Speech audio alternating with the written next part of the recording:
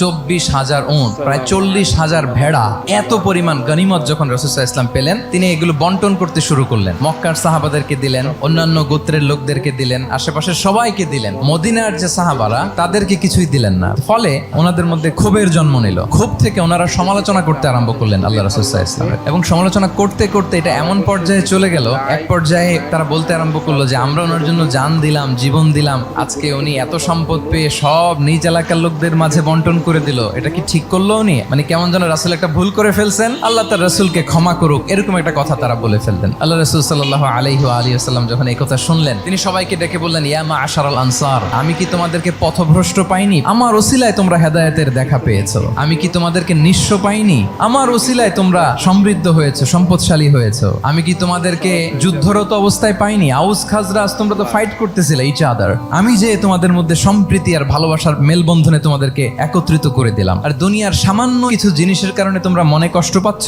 যেটা দিয়ে আমি কিছু মুসলিমদের হৃদয়কে আকৃষ্ট করছিলাম, আর তোমাদেরকে তোমাদের ইসলামের উপরই আমি ছেড়ে দিয়েছি। আমি জানি আমার আনসাররা তাদের হৃদয়ে যে ইসলাম আছে এটাই তাদের জন্য যথেষ্ট। তোমরা কি এতে খুশি হবে না? মানুষ উট আর ভেড়া নিয়ে তাদের এলাকায় ফিরবে, আর তোমরা আল্লাহর রাসূলকে নিয়ে তোমাদের এলাকায় ফিরবে। আল্লাহু আকবার। তারা বলল, ইয়া রাসূলুল্লাহ, আমরা শুধু আপনাকে পেয়েই খুশি। রাসূল সাল্লাল্লাহু আলাইহি ওয়াসাল্লাম বলেন, গোটা বিশ্বের মানুষ যদি এই পথ ধরে আর আনসারীরা যদি এই পথ ধরে, আমি এই পথ ছেড়ে দিয়ে আনসারীদের পথে হাঁটবো। আল্লাহ তুমি আনসারদের ক্ষমা করো, তাদের সন্তানদের ক্ষমা করো, তাদের নাতিদেরকে ক্ষমা করো। এভাবে মর্মস্পর্শী বক্তব্য যখন ইমোশনাল ইন্টেলিজেন্স দিয়ে যখন রাসূল সাল্লাল্লাহু আলাইহি ওয়াসাল্লাম বললেন, তারা এসেছিল ক্ষোভ নিয়ে, অসন্তোষ নিয়ে, পরে সবাই কান্না করে রাসূল সাল্লাল্লাহু আলাইহি ওয়াসাল্লামের কাছে ক্ষমা চেয়ে সেই মজলিস থেকে উঠতে বাধ্য হয়েছে।